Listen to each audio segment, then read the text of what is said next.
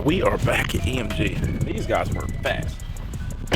Welcome back, everybody. Anyway, when I dropped the car off, I think I dropped it off 2 days ago.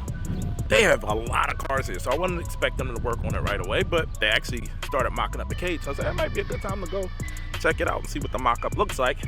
Give you guys a quick hit of what they're working on. I'll show you a few more cars too.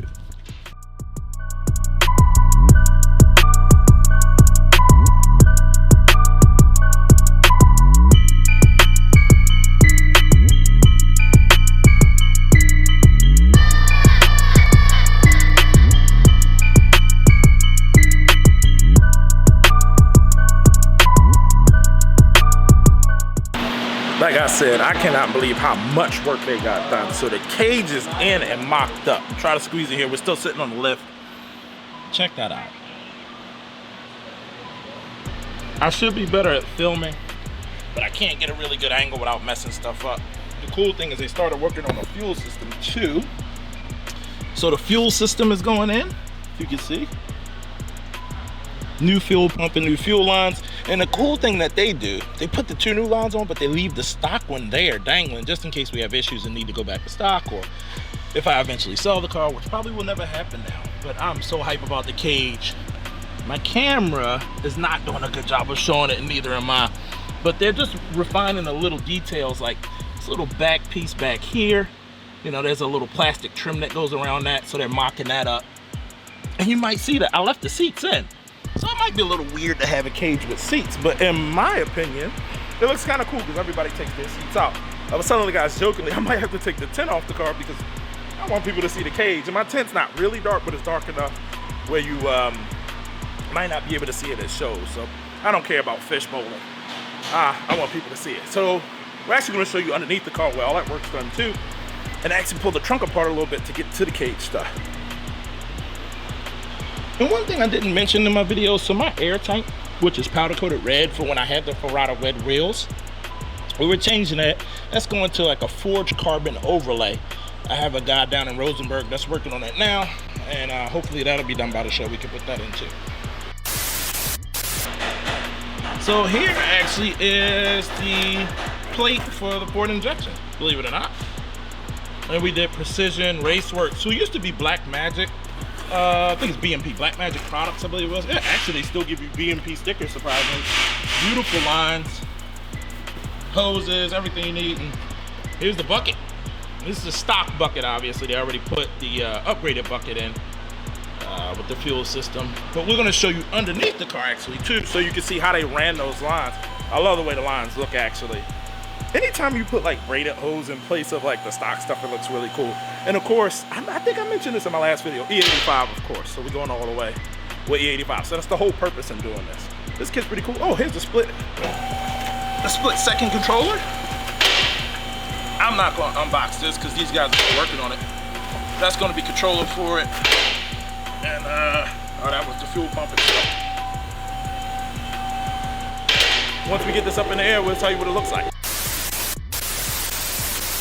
So funny thing is, I used to work on cars, and I used to stand under a lot of lifts. It's so weird being under the lift again. But anyway, look at these lines.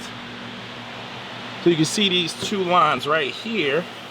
They're running down to, ooh, what's that? So our filter, regulator, and going up into the engine. And obviously, like we said, we'll have part of this is connected to the new rail, the PI injection. And one thing that a lot of people are concerned about, even with the GTS hood, is since I have like a larger than OEM intercooler, I have the Wagner Tuner intercooler, it moves the intercooler up quite a bit and it can nudge the hood. So we have to check that out to see if that port injection moving up the intake pushes up my intercooler, and thereby maybe having to notch out a little bit of that FRP for hood, but I don't really care, man. This is all about performance. We're gonna shoot for 750 horsepower. I think that's fairly normal for this setup. The Pure Stage 2s on 485. I'm just excited to get it put together, man. Their work is crazy. I can't believe they did this amount of work in a day. I dropped it off day before yesterday, basically late in the day. So they didn't have time to work on it that day. They've done this much in one day, which is insane. If you haven't come to EMG, check them out. They're definitely one of the best in Houston. I'll get some montages of the cars around the shop, but it's funny, it's like every car in here on their lifts are all M cars, just coincidentally. But actually, I'll do a little walkthrough. I'll give you some montages. But you got this one, the Amazing M4. Give him a follow on Instagram. He's a really cool dude. His close friend, I'm gonna mess up his name, I think it's Cheetan. He has CS. That's frozen blue. It's really awesome. This wrap, he just wrapped this. I love this wrap. It reminds me of Zach, my real close buddy. He actually has a black one, and he put the stealth satin guard on it. So they look very similar. But this has a little bit of metallic kind of effect to it, kind of. Really good satin. Of course, you got plain Jane here. You got a couple E30s. So this E30 right here, it's the M3. Another E30 right here. And I heard that these are all like local hip hop guys. So DJ Mr. Rogers has a car. There's actually another red E30 back there. And these are a few DJs that are actually putting together like an M crew, which I think is super cool. You got another E36 M3. I love this color. I don't know what paint code it is. It's an awesome color. This is a Cali car that was like kitted out. Had KW Club Sports on it with a Brembo brakes. And he's kind of, I don't know if he's selling the car, but he's getting rid of all the mods, going back to stock. I normally call it a stock out. I love this F80 because it has the factory carbon ceramics. That is such a dope option on this car. And then one of my favorite sounding M cars of all time, E92. So every lift is literally occupied by an M car. And they work on everything, but I think, you know, M owners have the reputation for being a little picky, so I guess they come to places that they know they can trust is gonna take care of their babies. And it's just a slew of M cars outside, out front, even down in the neighborhood. I actually love their security camera. You can kind of see me and all the awesome cars that they're working on. So yeah, this was supposed to be really quick. I just want to give you guys an update on how the cage got mocked up and going in. Fuel systems mocked up going in.